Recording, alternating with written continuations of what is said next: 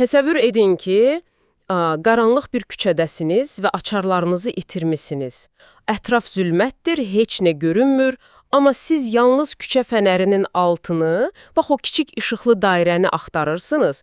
Biri yaxınlaşıb soruşur ki, açarları burada mı itirmisən? Siz isə heç tərəddüd etmədən, yəni çox arxayın şəkildə cavab verirsiniz ki, yox. O biri qaranlıq küncdə itirmişəm, amma oranı görə bilmirəm deyə elə burada axtarıram, çünki işıq yalnız buradadır. Hə, çox məşhur bir misaldır bu. Dəqiq. Yəni biz çox vaxt kainatı, varlığı və xüsusən də yaradılış suallarını anlamağa çalışarkən müasir elmin məhz bax bu fənərə bənzədə bilərik. O fənər işığı belə deyək təcrübə elmdir, qaranlıq künclər isə fəlsəfə və teologiyadır. Siz bu fənər məsələsinə necə baxırsınız? Sözün düzü bu o demək deyil ki, fənər yararsızdır. Qətiyyən. Əksinə biz məhz o işıq sayəsində qan dövranını kəşf etmişik, aya uçmuşuq, xəstəliklərə çarə tapmışıq. İşıq həqiqətən güclüdür.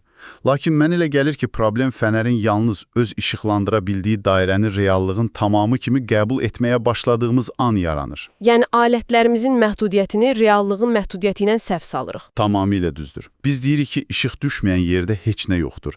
Halbuki bu sadəcə bizim alətimizin gücünün çatmadığı yerdir. Baxın, bugün missiyamız o fənərin işıqlandırdığı sahədən çıxıb cəsarətlə o qaranlıq künclərə addım atmaqdır. Bizim bələdçimiz isə bugün əlimizdəki mənbə olacaq. Tanrı, varlıqla yoxluq arasında müzakirələr adlı çox ətraflı bir kitabın məlumatlarını əsasında bu dərin araşdırmanı edəcəyik. Amma əvvəlcədən bir məsələyə aydınlıq gətirim. Dinləyicilərimiz bilsin ki, biz bu axtarışda heç bir tərəf tutmuruq. Əlbəttə, biz sadəcə məlumatı çatdırırıq. Bəli. Məqsədimiz ateizmi və ya teizmi təbliğ etmək deyil. İstəyirik ki, mənbədəki o ən sərt elmi argumentləri və fəlsəfi qarmaqları masanın üstünə qoyaq və necə deyərlər, onların necə işlədiyini anlayaq. Argumentlərin necə işlədiyini anlamaq üçünsə, ilk növbədə gəlin oyunun qaydalarını müəyyən edək. Yəni sərhədləri cızmalıyıq. Müasir dövrdə təcrübi elm fiziki maddənin necə davrandığını izah edir. Elmin obyekti yalnız və yalnız materiyadır. Yəni toxuna bildiyimiz, ölçə bildiyimiz şeylər. Hə, onun yeganə metodu müşahidə, təkrar və təcrübəyə əsaslanır. Laboratoriyada bir şeyi tərəziyə qoya, ölçə və ya mikroskop altında izləyə bilirsənsə, bu elmin yurisdiksiyasındadır. Ancaq Tanrı anlayışı hər hansı bir teistik inancda tərifinə görə metafizikdir. O zamanın, məkanın və maddənin fövqündədir. Yəni onu ölçmək, maddəni ölçmək qaydaları ilə tamamilə qeyri-mümkündür. Yaxşı, mən bunu həmişə metal detektoru ilə müqayisə edirəm. Dinləyicilərimiz təsəvvür etsin. Mənim əlimdə çox bahalı, son model bir metal detektor var. Mən bütün dünyanı qarış-qarış gəzirəm, amma heç bir yerdə plastik tapa bilmirəm. Və sonra çıxıb böyük bir əminliklə deyirəm ki, mən bütün dünyanı elmi alətimlə axtardım, plastik deyə bir şey yoxdur. Hə, bu absurd daxı. Elədir. Cihazım səhv işləmir, o mükəmməl işləyir. Amma o sadəcə plastik axtarmaq üçün dizayn edilməyib. Əgər elm yalnız maddəni axtaran bir detektorsa, o zaman mikroskopun altında Tanrını axtarmaq bəlkə də fundamental bir kateqoriya xətasıdır. Yəni yanlış yerdə, yanlış alətlə axtarış edirik. Siz bilirsiniz, bu analogiyanız əslində fəlsəfədəki məşhur metodoloji naturalizm problemini tam çılpaqlığı ilə ortaya qoyur. Biz təbiəti öyrənərkən, təbiətdən kənar heç nəyə hesaba qatmamağa razılaşmışıq. Yəni elmin qaydası budur. Amma bu qaydanı təbiətdən başqa heç nə mövcud deyil kimi fəlsəfi bir hökmə çevirəndə artıq ciddi problem yaranır. Stephen Hawkingin məşhur sözü var idi, yadıma düşdüyündə. O böyük dizayn kitabının ilk səhifələrində fəlsəfə öldü, elm hər şeyə cavab verir deyəndə məhz bu xətanı edirdi. Çünki fəlsəfəni öldüyünü iddia etmək özü elmi deyil axı, fəlsəfi bir mühakimədir. Laboratoriya avadanlığı sizə heç vaxt fəlsəfə öldü nəticəsini verə bilməz. Amma biz onu da qəbul etməliyik ki, bu materialist dünya görüşü elmi ictimaiyyətdə sadəcə abstrakt bir fikir kimi qalmır. Bu insanların həyatına təsir edir. Bizim mənbəyimizdə Oxford Universitetinin professoru John Lennoxun təcrübələrinə yer verilir. Çox maraqlıdır. O xatırlayır ki, gənc bir alim olarkən yaşlı professorlar onu bir kənara çəkib açıq xəbərdarlıq ediblər. Nə deyiblər ona? Deyiblər ki, əgər sən bu akademiyada yüksəlmək istəyirsənsə, karyera qurmaq istəyirsənsə, o köhnə tanrı inancından əl çəkməlisən. Yəni, elm sənin beynini miflərindən təmizləməlidir. Bu çox açıq bir sosioloji təzyiqdir. Halbuki tarixə baxsaq, heç də elm və inanc bir-birinə ziddi deyə bir mənzərə görmürük. Məsələn, genetika elminin təməlini qoyan Gregor Mendel özü bir rahib idi. Ciddi? Mən bunu bilmirdim. Bəli, o noxudları təcrübədən keçirərkən kainatın mürəkkəb qanunlarını kəşf edir və bunu inancına zid bilmirdi. Daha müasir bir misal çəkim sizə. İnsan genomu layihəsinin rəhbəri, DNT-nin şifrəsini açan komandanın lideri Francis Collins var. Ha, Collinsin hekayəsi çox məşhurdur. Adam gəncliyində qatı ateist olub. Amma Collins illərlə mikroskop arxasında DNT-nin o 3 milyardlıq hərflər ardıcıllığına, onun necə xətasız bir proqram dili kimi işlədiyinə baxdıqca, tədricən o kör təsadüf fikrindən uzaqlaşaraq teizmə keçid edib. O düşünürdü ki, bu informasiya kodunu kəşf etmək əslində yaradanın dilini oxumaqdır. Bax, bura çox maraqlıdır. Deməli, eyni DNT-yə baxırlar, eyni koda baxan Richard Dawkins kimi bioloq orada yalnız kör saatsuzun yaratdığı təsadüfi mutasiyaları görür, amma Collins kimi bioloq orada müthiş bir dizaynerin imzasını. Bəs yaxşı, gəlin biraz irəli gedək. Əgər təcrübə elm, yəni bayaq dediyimiz o metal detektorumuz bizə Tanrının olub-olmaması barədə qəti bir hökm verə bilmirsə, onda biz bu sualı necə araşdırmalıyıq? Elə gəlir ki, biz laboratoriyadan çıxıb fəlsəfənin qapısını döyməliyik. Dəqiq. Fəlsəfə bizə lazım olan o geniş mənzərəni verir. Mənbəmiz də burada dərhal İslam fəlsəfəsinin ən monumental fiquru olan İbn Sinanın arqumentinə baş vurur. İbn Sinanın siddiqlərin sübutu adlanan arqumenti Qərbi fəlsəfədə də kosmoloji arqument olaraq böyük iz qoyub. O necə işləyir bu arqument? Yəni sadə dildə desək? Qartda sonradan həmin nöqtəyə gəlmişdi axı. Şübhə edirəmsə deməli varam.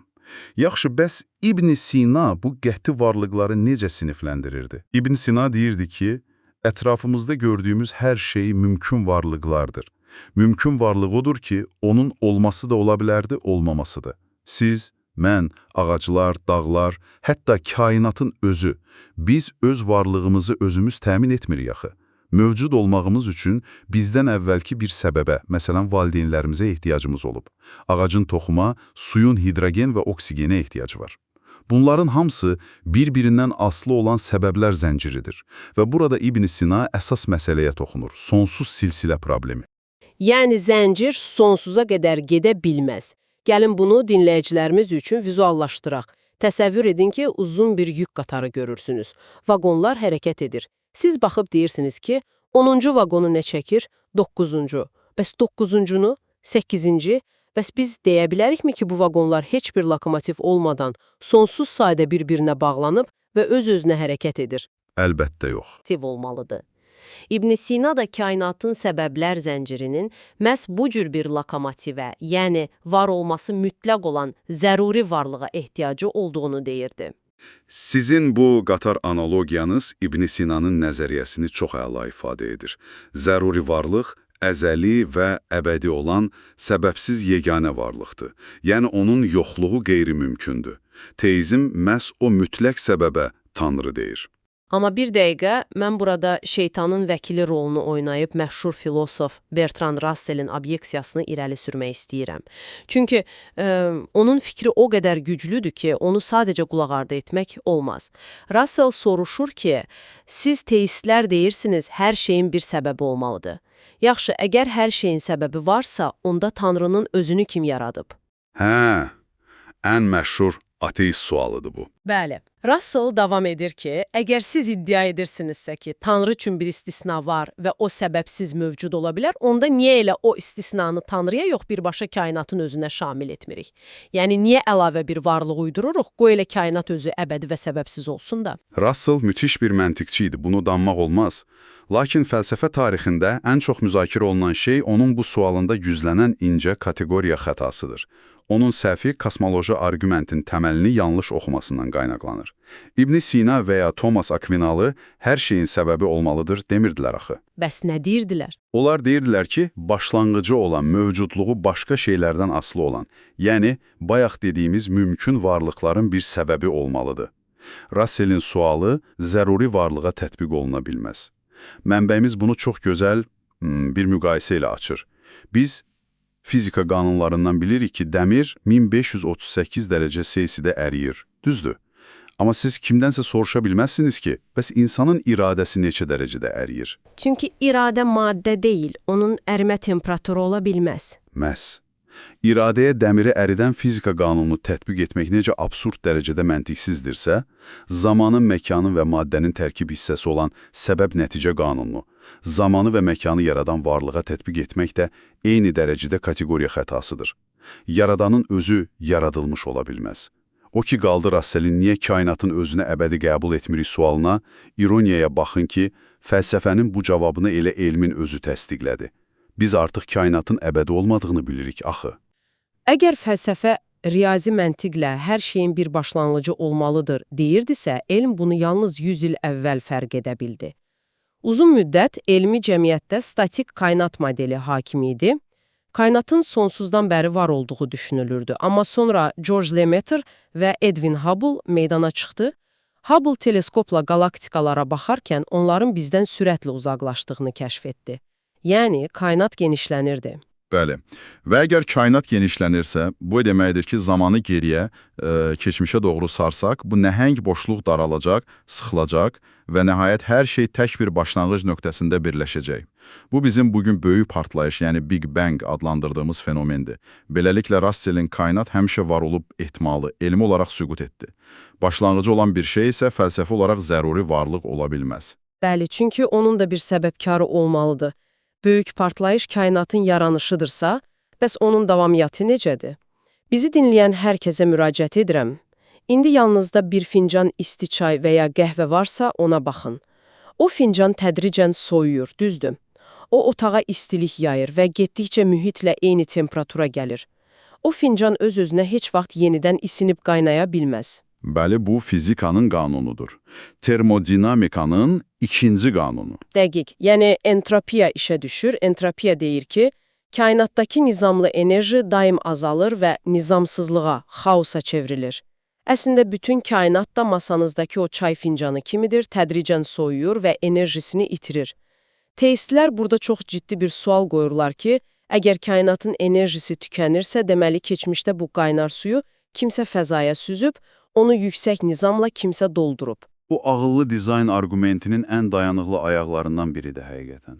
Lakin bu nöqtədə ateistlərin çox güclü bir əks argumenti meydana çıxır və biz onu mütləq qeyd etməliyik. Mənbəyimizdə materialistlər, xüsusən də Dawkins kimi bioloqlar, deyirlər ki, bir saniyə, entropiya yalnız kənardan müdaxilə olmayan qapalı sistemlərdə işləyir. Amma yer kürəsi qapalı sistem deyil. Hə, günəşdən enerji alırıq axı. Bəli, biz hər gün günəşdən nəhəng miqdarda enerji alırıq. Bu enerji sayəsində yer üzündə xaosdan nizam, sadədən mürəkkəbə doğru təkamül baş verə bilər. Və bunun üçün heç bir ağıllı dizaynerə ehtiyac yoxdur. Bu arqument ilk baxışdan çox cəlbedici səslənir, doğrudan da. Amma teistlərin və ağıllı dizayn tərəfdarlarının buna cavabı kainat səviyyəsində çox sərtdir. Birincisi, yer açıq sistem olsa da, kainatın özü nəhəng, qapalı bir sistemdir. Çünki kənardan enerji ala biləcəyi xarici bir məkan yoxdur. İkincisi, təkcə enerji axınının öz-özünə informasiya yaratması inandırıcıdırmı? Məsələn, siz bir kərpic qalağının üstünə hər gün çoxlu günəş enerjisi versəniz, illər sonra o kərpiclər öz-özünə birləşib gözəl bir bina yaratmayacaq. Əksinə, enerji o kərpicləri daha da tez aşındırıb toza çevirəcək. Ay sağ ol, xam enerjinin faydalı bir işə, mürəkkəb bir DNT zəncirinə çevrilməsi üçün ortada o enerjini emal edəcək bir layihə, bir mexanizm olmalıdır. Tam yerində bir təşbihdir. Enerji vacibdir, amma kifayət deyil. İnformasiya lazımdır.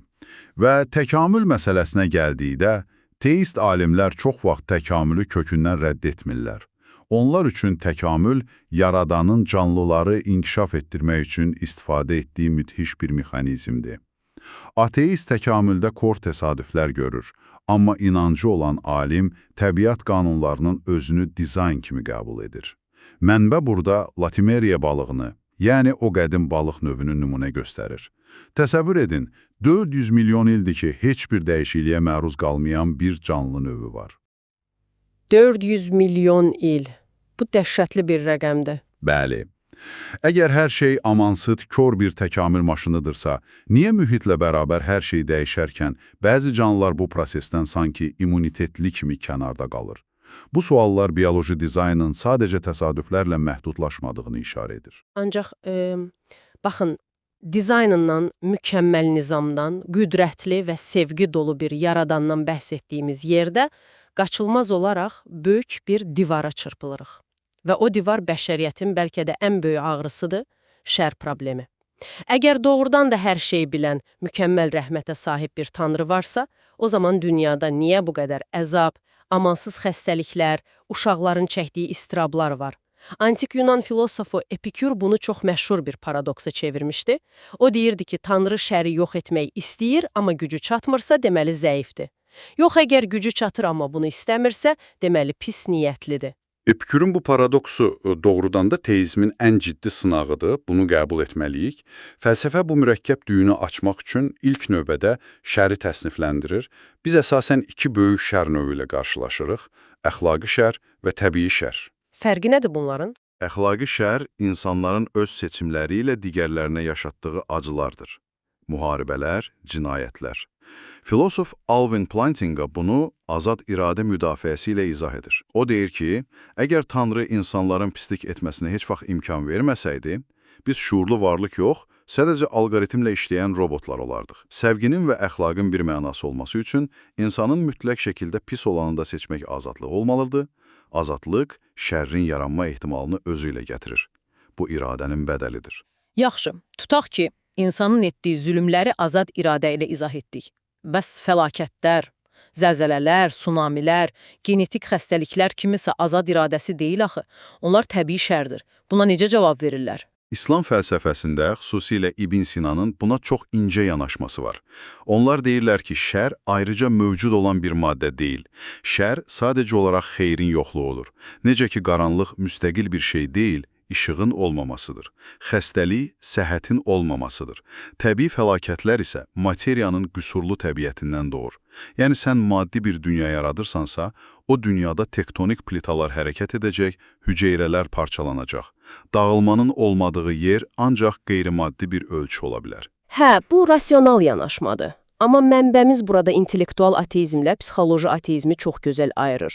Yəni, fəlsəfi müstəvidə nə qədər izah etsək də, insanın şəxsi acısı hər cür məntiqi üstələyir. Maria Curie'nin hekayəsini xatırlayın. Bəli, o anasını və bacısını amansız xəstəliklərdən itirmişdi. Və bundan sonra ağır depressiyaya düşüb inancını itirir. Curie'nin Tanrıdan imtina etməsi, mikroskop altında nəsə kəşf etməsinin nəticəsi deyildi. Bu, sevdiklərini itirməyin verdiyi o dözülməz ağrının, daxili üsyanın nəticəsi idi. Biz buna hörmətlə yanaşmalıyıq. Şər problemi yalnız kağız üzərindəki fəlsəfə deyil axı, insanın qanayan yarasıdır. Tamamilə razıyam. İnsanın duyğularını rəqəmlərlə ölçmək olmur. Yeri gəlmişkən, qüdrət və yaradılışdan danışarkən həmişə debatlarda ortaya atılan bir sual var. Çoxları bunu sındırılmaz məntiq tələsi hesab edir. Sual belədir, dinləyicilərimiz yəqin ki, eşidiblər bunu. Əgər Tanrının qüdrəti mütləqdirsə, o özünün belə qaldıra bilməyəcəyi qədər ağır bir daş yarada bilərmi? Əgər yaratsa, qaldıra bilmədiyi üçün zəifdir. Yarada bilməsə, yenə gücü çatmadığı üçün zəifdir. Bu sual doğrudan da çox dərin bir dil tələsidir. Lakin fəlsəfə bu paradoksu çox təmkinlə həll edir. Məsələ ondadır ki, mütləq qüdrət anlayışı, məntiqi cəhətdən var olması mümkün olan şeyləri edə bilməkdir. Məsələn, kimsə soruşa bilər ki, Tanrı 4 künclü bir üçbucaq yarada bilərmi? Yox, çünki üçbucaq elə 3 künclüdür də, 4 olsa artıq kvadrat olar. Ay sağ ol. Bu məfhumun özü bir ziddiyyatdır, mənasızlıqdır. Eyni şəkildə mütləq güc sahibinin gücünün çatmadığı bir obyekt məfhumu da məntiqi olaraq mümkünsüz, öz-özü ilə ziddiyyət təşkil edən bir nonsensdir. Məntiqsiz və qeyri-mümkün olan bir şeyi yaratmamaq gücsüzlük deyil axı. Bu sadəcə olaraq absurdu reallığa çevirməməkdir, məntiqi qorumaqdır. Deməli, biz dildən istifadə edərək qrammatik cəhətdən doğru cümlələr qura bilərik, amma bu cümlələr fəlsəfi olaraq heç bir məna kəsb etməyə bilər. Amma yenə də insan acısına qaydanda bəlkə də ən dürüst yanaşma Francis Collinsdə tapılır. O qədər elmi kəşflərdən sonra inancını tapan Collins dünyadakı əzablar qarşısında sadəcə agnostik bir mövqe tuturdu, amma Tanrının varlığına yox, Tanrının niyyətinə dair. Yəni o deyirdi ki, niyə bu uşaq xəstədir sualına mən cavab verə bilmərəm, bu mənim dərkimdən kənardır, bu bir sirdir. Bəzən fəlsəfənin də bitdiyi yerdə sadəcə bilmirəm deməyin təvazökarlığı başlayır. Məncə həm elmin, həm teologiyanın ortaq nöqtəsi məhz bu təvazökarlıq olmalıdır. Fənərin işığı nə qədər güclü olsa da, qaranlığın dərinliyi həmişə daha böyükdür. Çox gözəl dediniz. Beləliklə, gəlin bütün bu danışdıqlarımızı bir çərçivəyə salaq. Biz bugün böyük mənzərəyə 3 fərqli pəncərədən baxdıq. Elm pəncərəsi bizə kainatın necə işlədiyini göstərir. Fəlsəfə pəncərəsi bütün bu ehtimalları məntiq tərəzisinə qoyub, niyə heçlik yox, varlıq var sualını izah etməyə çalışır. İnanc isə bu nəhəng mexanizmin arxasındakı zəkanın təbiətini anlamağa çalışır. Onların heç biri digərini təksib etmir, yalnız fərqli suallara cavab axtarırlar. Seçim isə hər zaman olduğu kimi sizindir. Hər kəs öz axtarışını özü etməlidir. Bəli. Sonda isə sizin ağıllı dizayn fikrindən yaranan, bəlkə də günlərlə üzərində düşünəcəyiniz son dərəcə maraqlı bir fikirlə baş-başa buraxmaq istəyirəm. Baxın, indi bəşəriyyət süni intellekt və virtual reallıq üzərə ağla sığmaz sıçrayışlar edir, düzdür? Təsəvvür edin ki, 10 illiklər sonra biz tamamilə şuurlu, hiss edən virtual varlıqlarla dolu mükəmməl bir simulyasiya yaratdıq. Sual budur, o virtual varlıqlar öz dünyalarının təcrübə elmlərindən, yəni kodların fizikasından istifadə edərək xarici serverin başında əyləşmiş bizi laboratoriyada sübut edə biləcəklərmi? Yoxsa biz onlar üçün zaman və məkanın xaricində olan, gözlə görülməyən o metafizik tanrı olacağıq? Bu həqiqətən adamı düşünməyə vadar edən bir sualdır. Hər şey fənərin hara tutulmasından asılı deyəsən. Elədir. Öz axtarışlarınızda cəsarətli olun, növbəti dərin araşdırmamızda görüşənədək mütaliə ilə qalın.